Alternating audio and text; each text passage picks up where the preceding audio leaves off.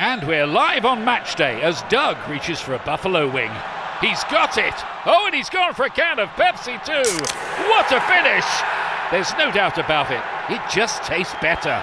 Match days deserve Pepsi. This summer, serve up the Cookout Classics, Kraft mayo and dressing. Toss green salads with delicious ranch dressing or zesty Italian. Serve smooth, craveably creamy potato salads with mayo.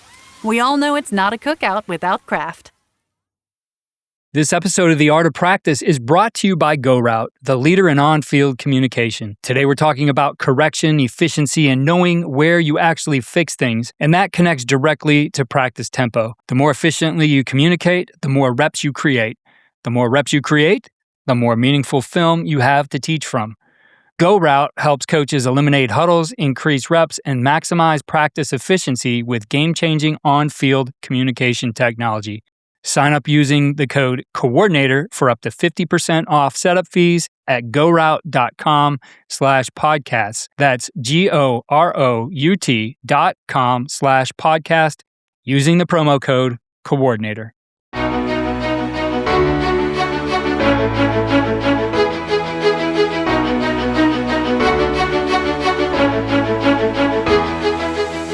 We need to develop some critical thinkers to be able to look out there and say, I'm running a post right now. Am I going to make it fat or skinny, and why? I'm going to convert this route. I'm going to, we're going to work a double team call to this guy, and it's going to be a gallop technique versus whatever else. Why? The why? Asking the right question. We're never going to step on the field and be like, I'm out here for me. I'm here for, and we name a specific person, right? It's like, I'm out here for so-and-so. I'm here for so-and-so. Like, that's who I'm playing for tonight, And I just think that when you are playing for others and you're playing selfless football, I think that is where the confidence shines through and the success happens. Every coach has been there. You're in practice, you see something wrong, and your first instinct is to stop it and fix the footwork or the eyes or the leverage, the alignment, the decision, whatever it might be. And sometimes you have to, but every correction that happens on the field pretty soon slows things down. Reps disappear, and the things you're trying to fix create a bigger problem. So the best coaches don't just know what to correct, they know where to correct it and when to correct it. And some things have to be fixed immediately. Some things need to be tagged for film, and other things need to show up in tomorrow's individual period or meetings or walkthroughs. So today we're going to talk about where you actually fix things with two coaches who understand building efficient correction into a winning program. Our first guest is Keegan Kendrick. He's the head football coach at Bullitt East High School in Kentucky. And since taking over in 2022, he's gone 36-14, including a 14-1 season in the 2022 Kentucky Class 6A, the biggest division in Kentucky, state championship, which is the school's first state title in school history. Ethan McBride is the head coach at the Montgomery Academy in Alabama, and he became the 9th head coach in school history after serving as the defensive coordinator there. He helped Montgomery Academy win back-to-back 3A regional championships, reach the state semifinals in 2020, and finish as the 3A state runner-up in 2021. Both coaches bring great perspective on correction, efficiency, practice structure, and using film to help players improve without stealing reps from the team. Hey, it's Bill from the Bill Simmons podcast. FIFA World Cup 26 fans, listen up. Is the official beer sponsor of the FIFA World Cup 26. Michelob Ultra is giving away $1 million worth of FIFA World Cup 26 tickets and prizes. Enter now at MichelobUltra.com/superior access/FIFA World Cup 26. Michelob Ultra FIFA World Cup 26 superior access. No purchase necessary. Open U.S. residents 21 plus. Begins on December 1st, 2025. Ends on July 31st, 2026. Multiple entry periods. Visit www.MichelobUltra.com/superior access/FIFA World Cup 26 for free entry deadlines, prizes, and details. First of all, Keegan, great to have you here. I appreciate you taking the time. Yeah, thank you. Appreciate you having us on. And if I could get you to follow me around and introduce me that way, it'd be really nice. Can we walk around? That'd be good. Everybody needs a hype man, right? That's right. Yeah, that's good. Ethan, great to have you here as well. Excited to dig into this with you. Yeah, absolutely. I appreciate you having us on. So guys, you heard the setup here, and it is, how do you do this right? And we've all sat in the clinics and heard coaches say, we coach everything off of film. And we know that might be partially true, but we also know that especially at the high school level, there's things that can't go uncoached. So the idea is if you fix everything on the field, you're behind. So just saying that statement, what comes to mind for you? What are your thoughts, I guess, or philosophy on that? I'll start with you, Ethan. Yeah, I think for us, we definitely do coach off film, but we're coaching on the fly is what we use. Our whole goal is to never stop practice. But that doesn't mean, if you've been coaching your position long enough, you can catch most everything in the moment that it happens. We use film more as like that opportunity to kind of swing back through, and maybe I didn't see the backside linebacker fit like I thought I did, and things like that. But for us, right, it is all about how many reps can we get. We really try to use that as a form of conditioning to kind of keep us in shape for the realities of the game. So, and that's something that, depending on your staff size, you're better or worse at, right? We're a little limited here and have 8 coaches on staff. And so there's times where, you might not be able to see the backside people on something. And so we kind of tell the kids like, hey, people to the play side are getting coached on the fly. People to the backside will catch you on film. Just the realities of what you're dealing with. Keegan, how about for you guys? Yeah, I think the conversation we have is when we go into a game week, and when we try to figure out, what are they going to be the keys to winning that week, offensively and defensively. I think I would echo a lot of the same things about, what we try to do is coach quickly, coach on the fly. Certainly, we'll talk about GoRout here in a second, trying to get as many reps as possible. The conditioning piece certainly comes in. Everything Coach said there is right. I think, though, when we go into a week of work, as we prepare for a team, a lot of what the coaches meeting will be around is what are the must-haves to win. So essentially, what is their bread and butter offensively that we're going to have to stop? What is the bread and butter for us that we're going to have to make sure we establish on the offensive side of the ball? And so when we go into practice, the majority of practice will be exactly what I think we're all talking about, which is, let's make sure we get the reps, make sure it looks clean, make sure we're fixing anything on the fly. If we need to go to film and do that, great. But there's usually 3 to 5 kind of keys where if this week we must run power against this D lineman and against this alignment, if we get to that play, it's almost highlighted in our script to where, those are the opportunities we'll stop to make sure if that play's not going right, we'll stop them and make sure they do it right, or we won't move on. And so it kind of, we place emphasis on those certain things. If the other team is really good at running power and we know to stop their run, these 2 or 3 plays, we're going to have to make sure it's done. Then when we see those plays that we know we're going to get a heavy dose of in the game on Friday, when those plays come up in the script, we'll sit there, we'll make sure everybody fits it correctly and does it the right way. And if it means isolating a kid and showing to win this week, you're going to have to be able to defeat this double team, and I need you to see you do it 2 or 3 times, and the team is counting on you.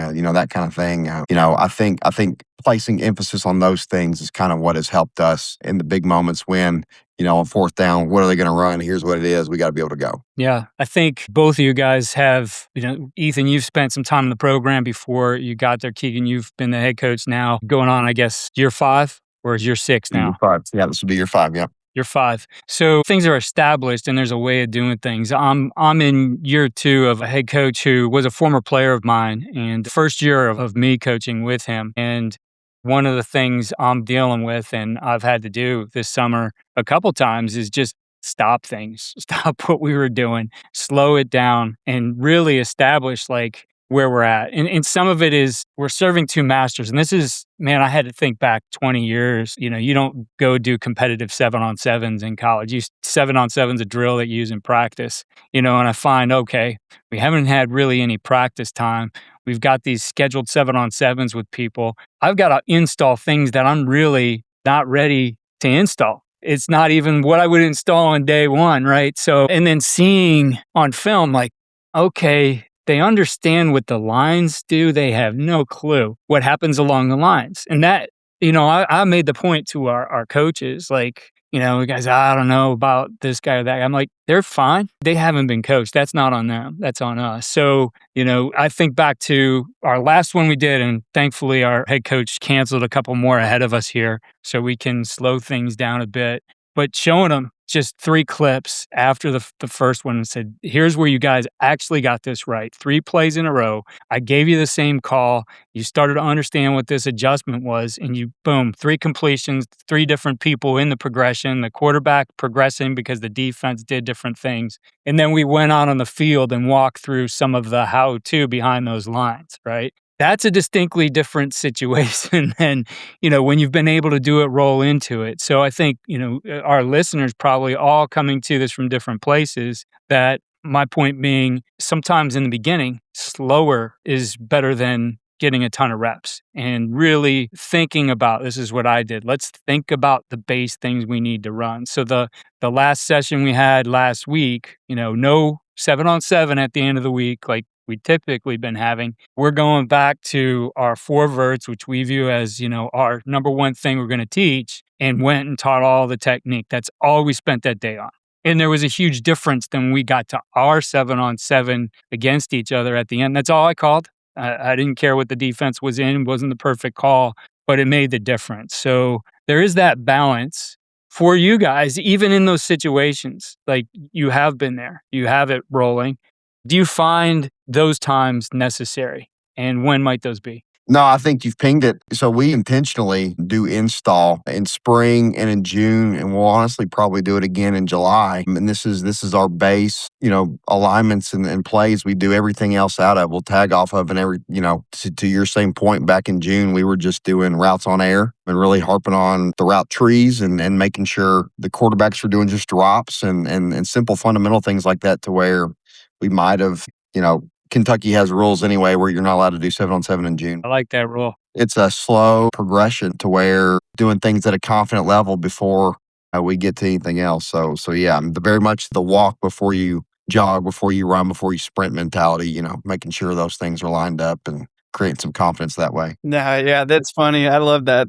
We called it our sprint 7-on-7 season. We did 4 7-on-7s in about 14 days. And, the folks down here, a lot of them are hosted in mid to early June. That's when the colleges are kind of running them. And so for us, it's I wish we were able to go like a walk to for us, it's a spring, and the early part of June is a full on mass install, right? Of your passing concepts and your coverage shells and your structures and all of this stuff, right? And Keith, it's exactly what you're saying, right? We then sit down and look at the film, and it's like, goodness gracious. We understand what the coverage is, right? We're a pattern match based system, but we don't really understand why we're doing what we're doing, right? And maybe I understand my position, even as I've got a safety that's a 3-year starter that look, I can call every coverage that we run, and he knows all of those coverages, and he knows what he's supposed to do in those coverages, but that doesn't mean that he can fix the linebacker in front of him in the corner and things like that. So, we unfortunately have to sprint.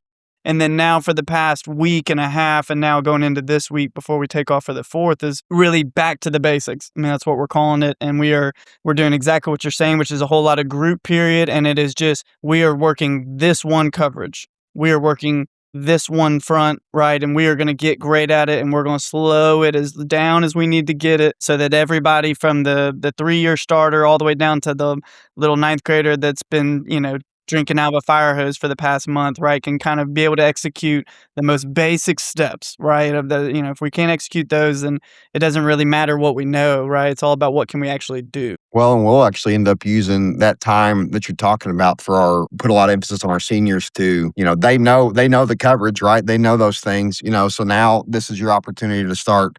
We're intentional with talking to them about when to speak up and when to say things and when to essentially coach their position and kind of take on those leadership roles in those slow times. Yeah.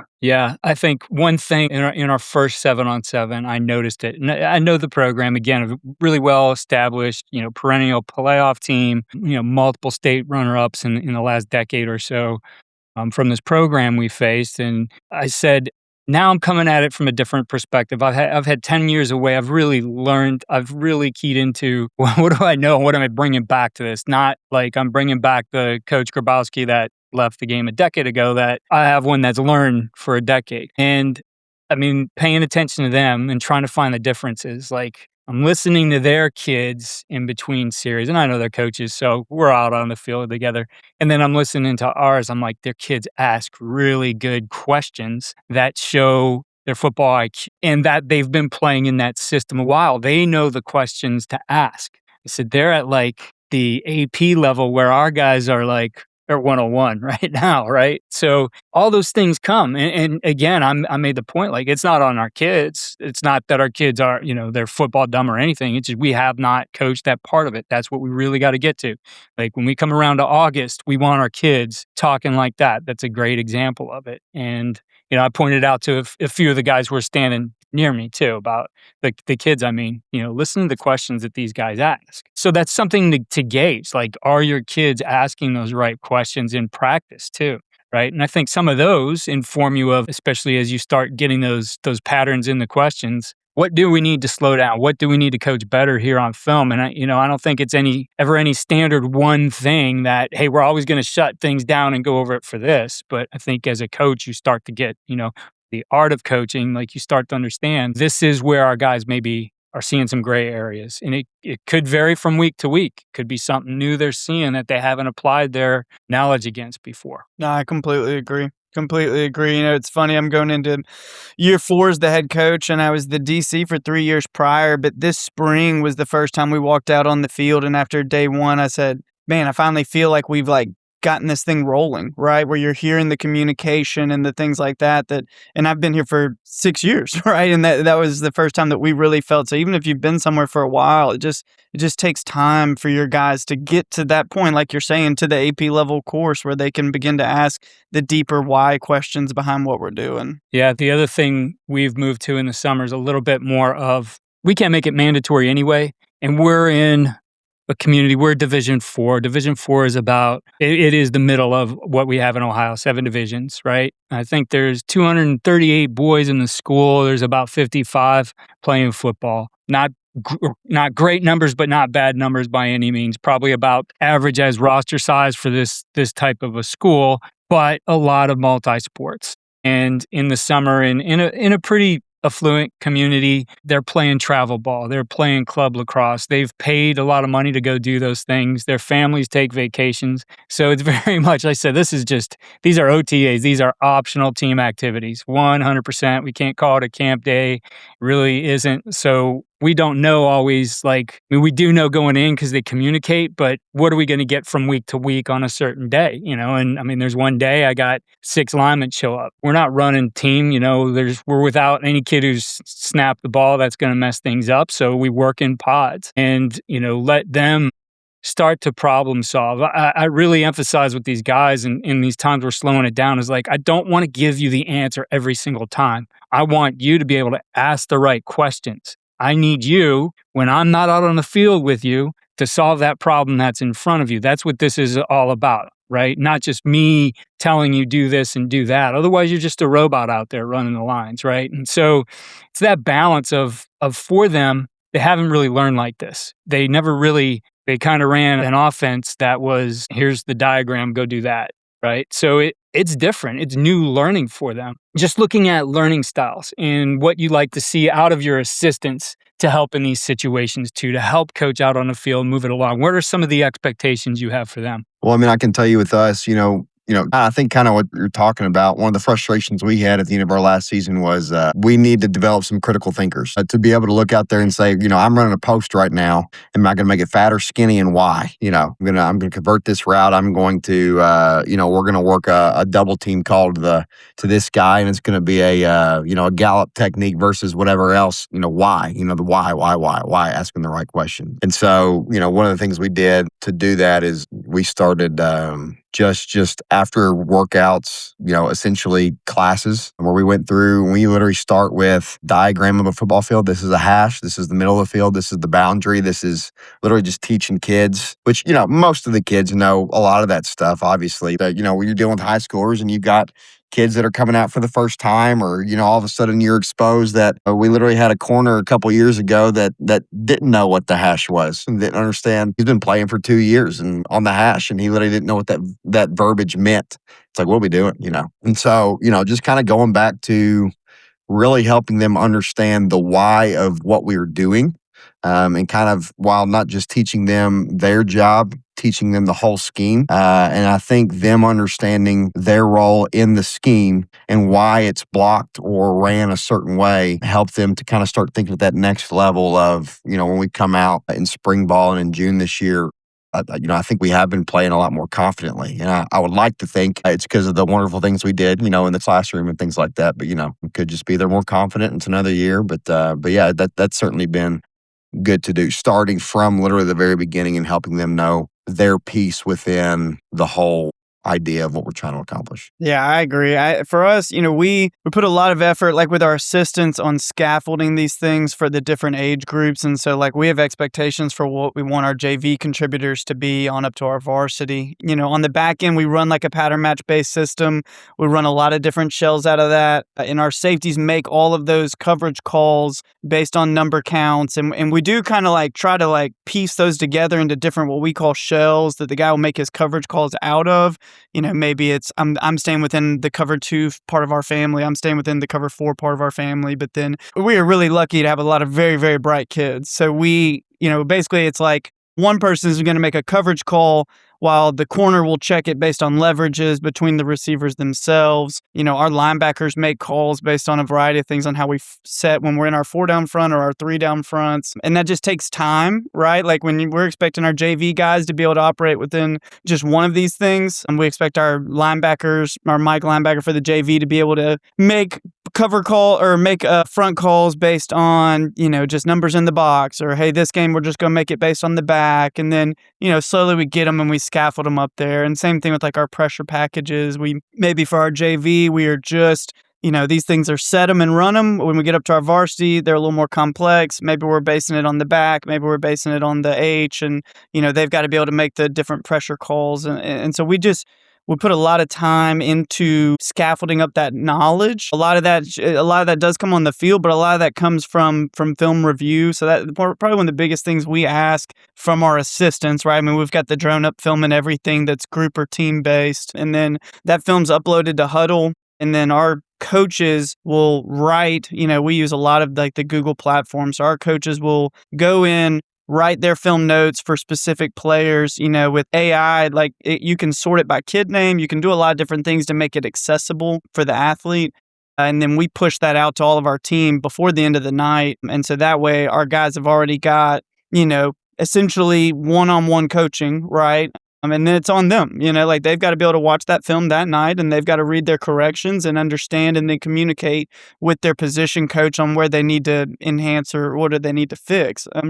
Like we say to our kids all the time, it's man, if you care about it, you'll do that, right? If you care, then you're gonna put in that. I mean, we're not making you watch the whole film. We're going to tell you the specific plays to go to. Here's what you did. Here's what we'd rather see. And then the coaches will follow up with that. We don't even have an athletic period here, so we are super tight on time. This is a very, it's a high academic school. We've got 25 AP courses here, so we are constantly. Keith, I was nodding my head along with what you're saying about OTAs, because last week, we've got a roster of 57. And last week, there was several mission trips that kids were on. We had people out for other sports.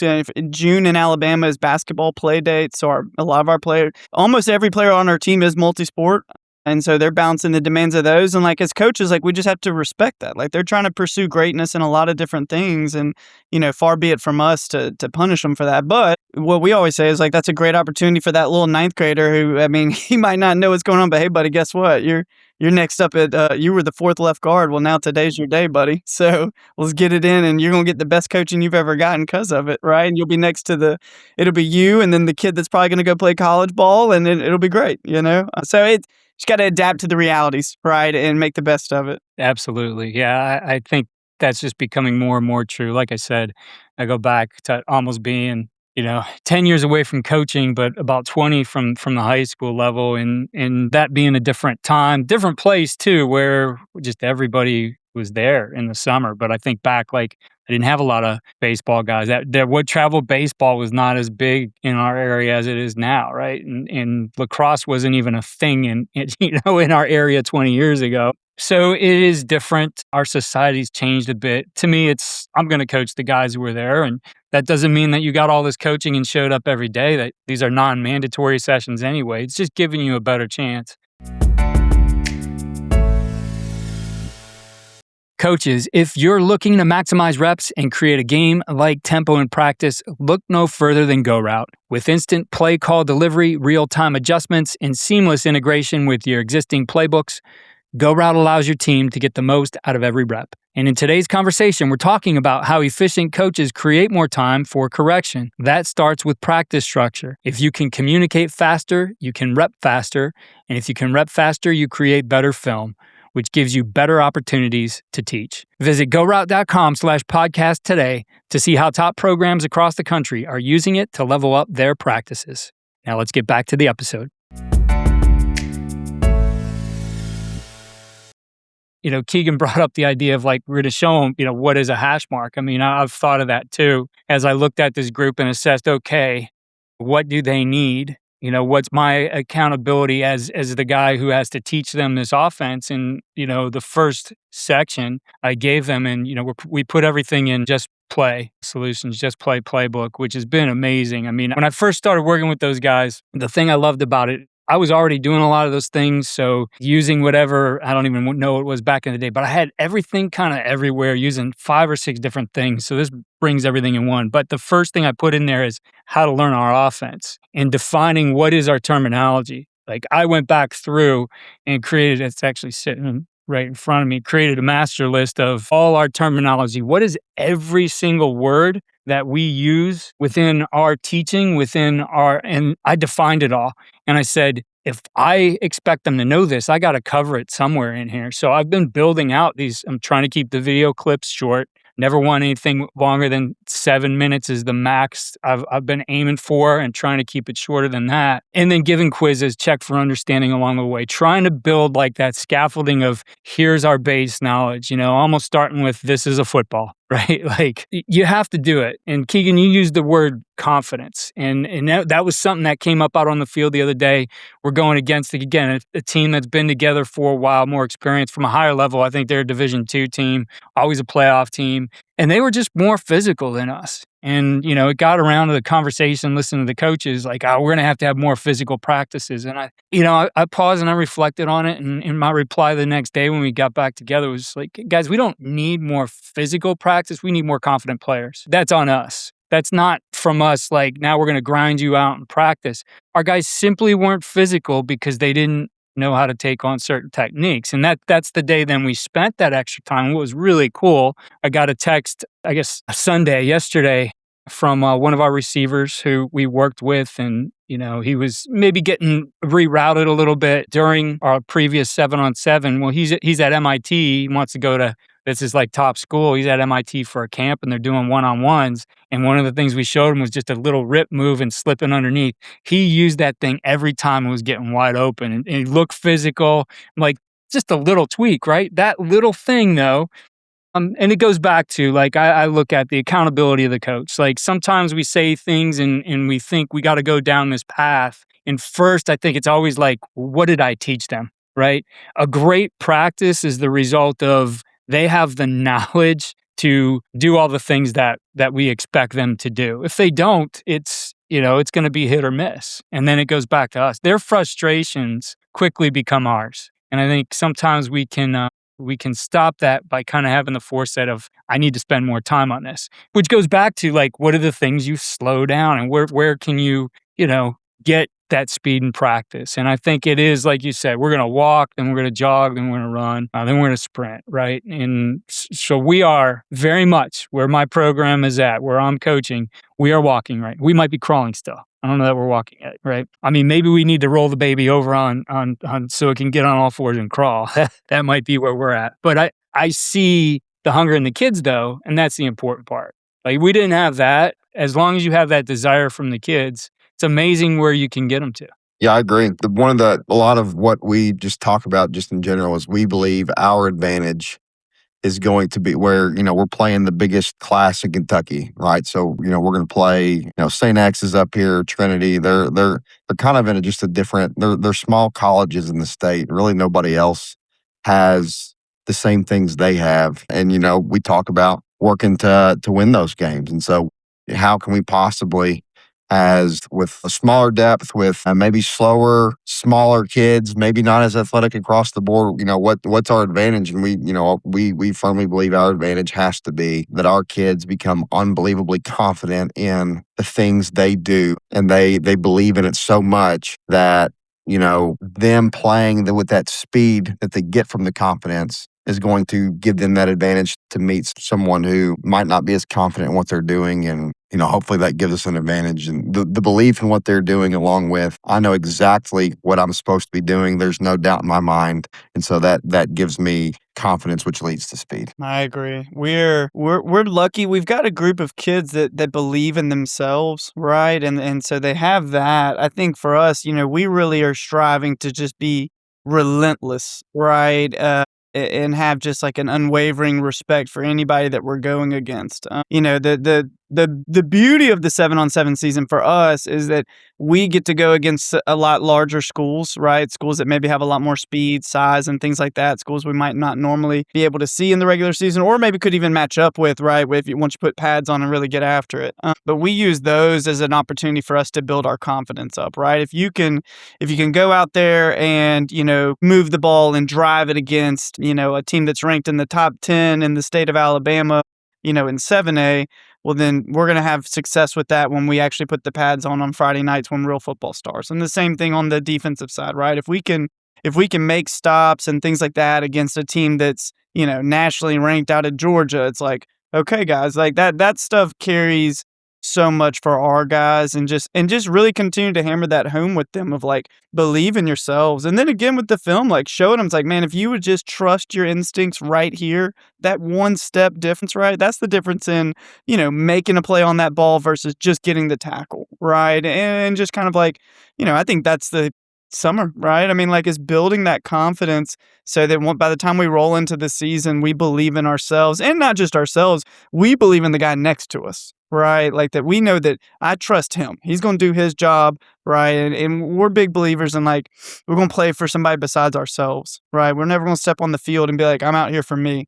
I'm here for, and we name a specific person, right? It's like, I'm out here for so-and-so. I'm here for so-and-so. Like, that's who I'm playing for tonight, And I just think that when you are playing for others and you're playing selfless football, I think that is where the confidence shines through and the success happens. Yeah, getting into the technology side of things, obviously, this is the art of practice presented by GoRout, and we have GoRout users on this. Not to be salesmen for it, just be to really learn how do you use this and how does it affect your practice. So I think I see it, as I was mentioning to you guys before we started. Yes, it is a tool that's going to help you run more efficient practices, especially with your scout team. But because of the nature of how you do it, really, I think you can reframe it too as it's a development tool. I get to coach guys better than I did before when I had to spend the 30 seconds in between showing my card and making sure I got everybody lined up. Like, it's given now. I know they're going to see the information because it's right in front of them. They're not stretching and straining to see which guy am I, like really quick, and then have to get back out of the huddle. I can coach those guys as well on that side of the ball. So we'd love to hear your experience with it and some of the ways you see this,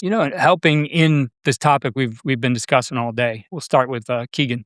Yeah, we have 8 coaches. You said we have 8. We have 8. We have 110 kids, 120 kids with 8 coaches. And so, just for the main pitch of what GoRout has been for us, as far as efficiency and get more reps. Before we were started implementing it, we were doing, in a 20-minute team period, 25-minute team period, depending on the day. Earlier in the week, we were probably one play a minute, the start of the week where you're seeing plays for the first time, where toward the end of the week, you might be a play every 45 seconds or so. And now truly, the big thing for us as a 6A school where, we don't have dedicated staffs to both and kids to both sides of the ball. We're cross-training kids on both sides of the ball and dedicating practice time where kids are going to both sides of the ball, which is not, what some of our competition does. We're constantly trying to figure out how we can develop kids and where we're losing time already compared to other opponents we're playing, how can we clean that up? And so now with GoRout, like I said, in a 20-minute period, we might have gotten our first team through a 20-play script in 20 minutes. And now, on average, we're getting not only the first team through, the second team through, and we usually get about halfway into the third team.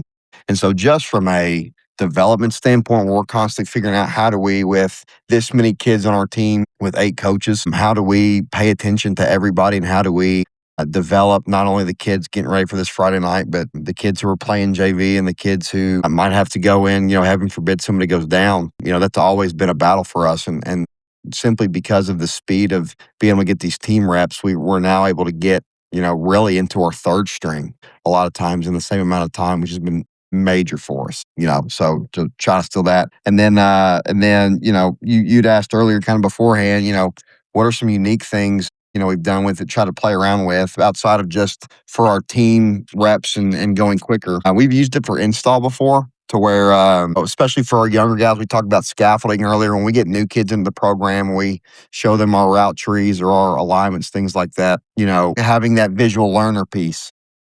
Explaining it to them in the classroom, showing them on the field, so the first days we've done installing passing concepts with the young guys. We've put the go routes out on like trash cans in lines where they're supposed to be. And, we want you to come up there and not have to look at the go route, but if you do, there it is down there. And again, creates that confidence early on to where they can at least see it and double check and to make sure they know what their route is supposed to be or what their blocking scheme is supposed to be, or whatever that is. I'm kind of almost as a check/safety net to where even the very first day of practice, when we actually run whatever it is we're running, it can be a full speed rep, even if the kid is running our stuff for the first time that day. So yeah, it's been good. Yeah, I love that. You're not burning reps. I mean, how many times those young guys early in install, they do something they're not supposed to. You just lost that rep. And this is something, like you said, hey, if you don't need to use it, great. But if you do, it's a great tool for you. Yeah, love it. Ethan? Yeah, I think, we've been using GoRout since 2022. When we first got it, we were actually a wing T based offense. And so you're trying to get your wing T offense to run a, scout spread, 10, 11 personnel, gap scheme, RPOs and stuff. And so, when I was the DC, I was like, man, we got to have something to get this effectively communicated, right? Now we're a spread-based offense, and we see like 13 and 22 personnel like crazy, right? And single wing and wing T and, some just crazy heavy packages. And so now it's the other way around where we're really, it's coming in handy when we're having to go against a lot of these heavy personnel sets. For us, we really just want our scout team to be able to mimic our opponent to the utmost ability, right? So that's the way in which they move, right? So for our defense, where we're calling things based on, alignment and assignment, we have certain players that we are watching and keeping eyes on. And are they check with me? All right, we can run check with me with GoRout, right? Are they huddle? We can do huddle, right? Are they hurry up? It just kind of allows for all of that. It allows for you to put notes on there, and so you can tell your quarterback, here's the cadence I want. You can communicate all motions through it, which also makes it easy for, say Monday you're doing just the base version of that play, but by Wednesday you want to see it, this team runs a shift every other play, right? Okay, let's do so-and-so shift you just tag it on the start. You don't have to redraw that play and all that mess. You just tag it. It pops up on their go route and they execute that shift.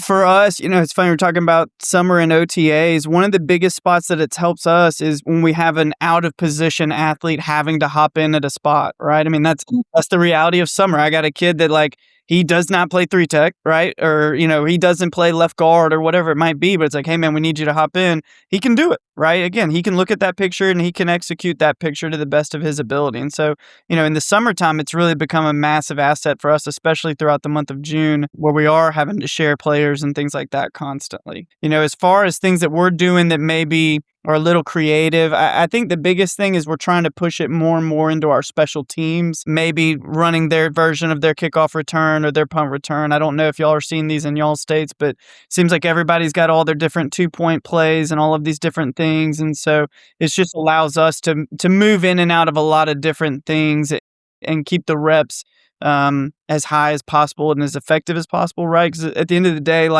we always try to challenge our scout guys, look, you may not step on the field on Friday night, but you are impacting the success of that game by the way that you go about your mimicking of our opponent. And so we just think that GoRout really is kind of, like you said, raise that level, which then allows our players to then get coached up on technique, right? It's not, hey, man, you were supposed to pull and kick right there. It's, hey, okay, we pulled and kicked. Now we need to be doing it. I need your hand placement here, right? I need you to run your feet here. I need you. And so it just, like you're talking about with your first, second, and third teams, Keegan, right? Like being able to get more coaching to all levels because, at the end of the day, the world is changing. And so if these kids don't find value and find a place in this sport, then they're going to stop doing it. And so we just want to always provide that opportunity for our guys to see, man, here's where I'm playing, here's where I'm getting my opportunity. Yeah, great stuff. I love those ideas too. I want to share one as we wrap up here. An idea, we've been doing the podcast 10 years, so this probably was 8 years ago, and he joined me during the season, and I can't remember what he was doing at the time. He might have been coaching spring league football that year. I don't know, but I had Rob Everett on with us, and when I met Rob was a high school coach in Virginia, and I met him at AFCA. He was doing some work with Go Army Edge. And so I met Rob. We became friends. I just saw Rob went to a retreat for NFL coaches put on by their agent. And, Rob is one of the clients. And he's now the assistant OC for the LA Chargers. So he's come a long way, but an innovative guy. And what he told me about something he did in practice, and I believe this was when he was at Bridgewater College, is they would do an adjustment period like within their team to mimic coming to the sideline. And I thought this was such a good idea, but it also goes to what we were talking about today is how do you slow it down and really get a lot of purpose out of it? So he said, well, we're always going to have these guys come to the sideline, sit down with us, adjust. And, so I think even I've always been a big proponent of if there's a way for you to use your instant replay systems in practice, it's amazing. I know the 1 year I was at the college level, but I had the technology to write about it. There was a little app I could run it off of my iPhone. So I had my student assistant just filming from behind, and I was coaching the O-line that year. And underneath my script, I had the iPad. So it went like from there to my iPad in like a second. So as the call's coming in, I'm like looking at that and, giving coaching point or two to the guys as they're getting lined up, right? So whether it's something used like that or just that adjustment period, some kind of teach period, doesn't even have to be then. Maybe it's a 5-minute slow it down before we get back into it or before we change sides of the ball. If we have guys who are running both sides, two-way players, but taking time in practice for those intentional slow it down and teach periods too, especially after you've gone really fast for a period, it's a place maybe to do those adjustments. And Rob, I'll find the link to that one and put it in the show notes, but, went into the specifics of exactly how they treated like that they would on game day. And I thought, what a great thing to do.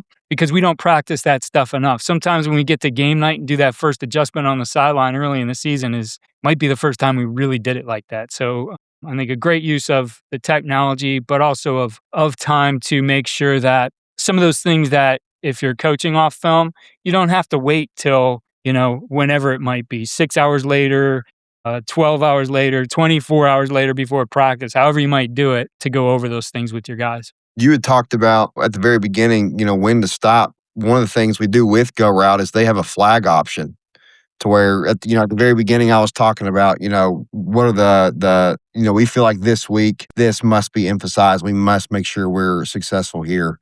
Instead of stopping in the middle of the script, you can flag those things and essentially create a playlist on the back end of the team period to where, however slow you want to go at the end and go over those things again. It doesn't interrupt your flow from your team period. You can intentionally do that at the end, which has been really nice. Yeah, definitely. I love that part of it too. I think that's exactly what we're talking about here and a great use of it. Well, I want to thank you guys for really digging into it. It was a great conversation, just about practice and developing kids in general, and love what you guys are doing, the approach that you take, and certainly want to wish both of you the best of luck here in 2026. Thank you. Appreciate it. Thanks a lot. Appreciate you having us on. Thanks for tuning in to today's episode of The Art of Practice presented by GoRout. If you found value in this conversation, be sure to subscribe, leave a review, and share this episode with another coach. And if you're ready to increase reps, improve tempo, and create more efficient practices, visit GoRout.com/podcast and use the promo code coordinator for up to 50% off setup fees. That's GoRout.com/podcast, promo code coordinator. Follow all we're doing on the Coaching Coordinator Network at coachandcoordinator.com and follow us on X at Coach K. Grabowski.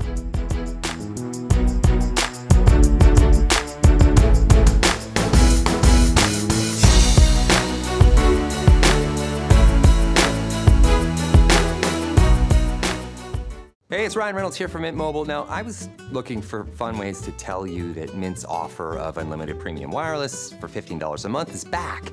So I thought it would be fun if we made $15 bills. But it turns out that's very illegal.